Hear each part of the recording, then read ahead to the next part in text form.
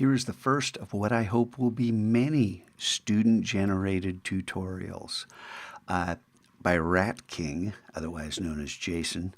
Nice, simple steps, easy to follow, and I read through this, looked at it, and said, yeah, this could be fun.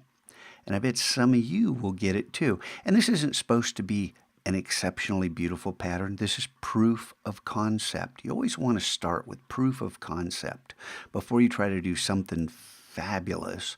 So I tried this a couple times. Here's 1, 2 different examples of me trying different ways to do the same thing Jason did, and just playing around. And let me show you really quickly. I'm going to walk you through my thought process, although both of these, if you look at the layers, turn out a little different the way they worked. And you'll see too in how they're edited. So if I double click on this one pattern tile, you're only going to generate one pattern out of this. So I double click, and this, we'll change this to about 50% so you can see everything that's here.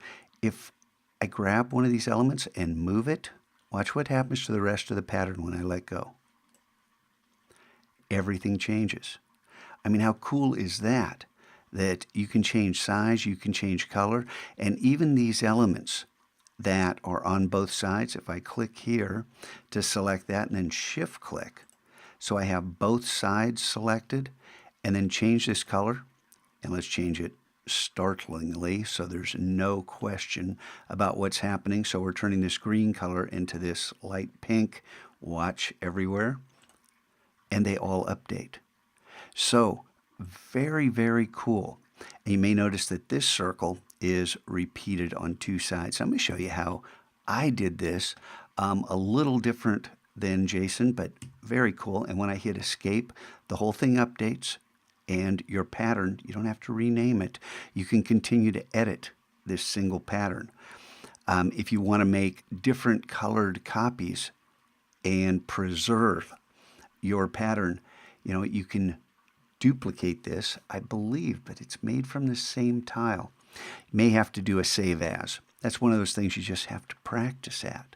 So here, same thing, double click, and here this is, but when I click here, notice how I select everything. I have to go actually to the white arrow in order to select something, and let's say I just want to move this, and we'll just